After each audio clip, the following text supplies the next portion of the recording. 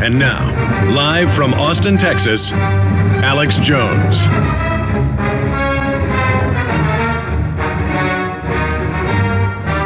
Welcome, ladies and gentlemen. Welcome. We're going to be live in the next 2 hours at prisonplanet.tv, simulcasting this Thursday, January 8th, 2009 edition. This attempt to awaken the world population to the overarching world psychological dictatorship that's run by the New World Order.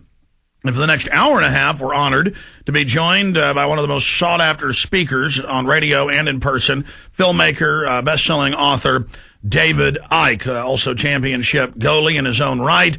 Of course, BBC News presenter before his startling Saul on the road to Damascus transformation, literally being knocked off his horse with a revelation. And in the last 15, 16, 17 years, he has spoken to millions of people around the world, and we're honored to have him again for the next hour and a half to talk about the current world economic crisis being engineered and how this is really going to force an even faster awakening to this tyranny. So, David Icke, it is great to have you joining us here from England. Thank you, Alex. This is a short segment, but what are some of the things you want to discuss and go over today? Well, certainly we talk about the financial situation because, for me, what we're looking at is a similar situation to when they have a controlled demolition of a building and the charges go off and you see the flashes. And then, extraordinarily, there's that split second when nothing seems to happen. And then the whole thing crashes. And for me, where we are in this economic engineered collapse is in that split second before the whole thing starts to collapse. And, when you think that within that split second, they have already thrown grotesque amounts of money at the banks.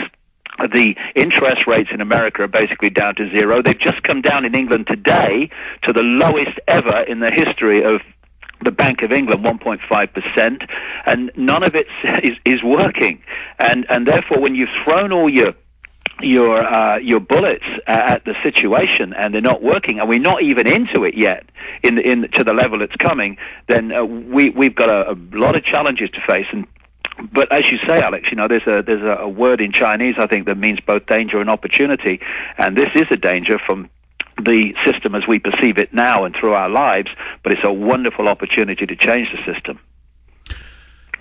In the time we have left in this first segment, I want to get your response, since the last time we had you on, to, it's got to be more than 400 articles I've seen. If you Google the term New World Order and put it into the news section, not web, but news, the last time I checked, it was 4,600 news articles, but I only, over the last few months, have read, I know it's more than 300. It's 10 or 15 a day I see without looking. Financial Times of London, Wall Street Journal, Der Spiegel, all the major publications of record of the establishment, the Bilderberg, run of their editor-in-chief, of course, is Bilderberg, Mr. Wolf.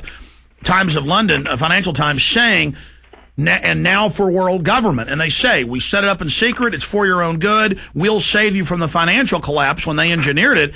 And they go on to say that we're going to pay carbon taxes on all our activities to them. So Kissinger came out this week and said we need to use this crisis for a new world order. I mean, they're really, like you said, emerging, and you've always said, and others have said, at the point of emerging, that is when you know they're finally going for broke, because now they can't cloak it anymore. They've got to come out in the open. No, there was always a time when what they were doing covertly had to break the surface because they want to change society and the image that they want to change society. So we have to eventually see it in our face, and that's what we're seeing. And of course, those of us like you and me and many others who've been warning about this for so long, it's unfolding in such a blatantly predictable way. This engineered collapse is there as a massive problem through which you offer the solution, and the solutions are the infrastructure we've been predicting all this time, including the World Central Bank. They've not used that term yet, but they will. They're talking about actually they have, David. Architecture. Actually, they have mentioned a new World Central Bank. You may have missed it. Stay there. David Icke will be back after this quick break to go over all of this. Please stay with us. We are live, blasting out on the AM and FM dial, simulcasting on global shortwave, the internet at Infowars.com and PrisonPlanet.com, and streaming live at PrisonPlanet.tv. Don't forget the free podcast you can go sign up for free at Infowars.com on the listen page. Okay, David Icke. Continuing, for more than 15 years, you've talked about how the private financial banks would engineer a crisis and then out of that bring in their world government. They have said, as we were getting to before we went to break, at the G20 summit, a new world financial system with a world financial bank where you will pay your carbon credits directly to them. I remember seeing that in the Financial Times of London and other places. They are now moving us towards that. So it looks like their system's imploding and that, they're laying off all these financial workers. That's because they don't need the little bees to gather people's investments. They're now stealing the pension funds. We're now, the West is in negative savings. So they need to destroy the old system to build their new system. Problem, reaction, solution. Break that down for us, David Icke. Yeah, they're talking in Europe, people like Sarkozy and Gordon Brown, about a new global financial architecture, which is all, of course, all well speak for this centralized financial system that will dictate the whole of global finance from a central point. This is what they've been working towards. And it's important to stress that when people see the banking system collapsing, that they think it's bad for the bankers. Well, it's bad for the bankers who lose their jobs, like you say, the bees. But it's not bad for the people who own the system. And this is the point. The families that we're talking about own the system.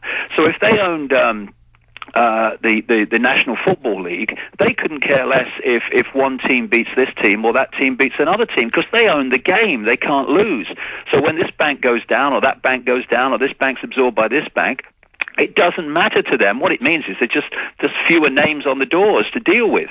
That they own the game, and they're changing the game now to increase the amount of centralized global control that will, by definition, increase dramatically the amount of control over the global population, which is what money's about. Money's a vehicle for control, for suppressing potential, for suppressing choice, for forcing people into doing things they don't really want to do because they have to raise the money to pay the essential bills to the corporations that are owned by the same people that are screwing them financially. So we're reaching a point now where we've gone so far along this road, while people have been watching game shows and watching the soaps and the football, and now it's peeked its head into the public arena where it's in our face, and people are going, where did this come from? Well, it's come from decades and decades, indeed hundreds of years of manipulation to get us to this point.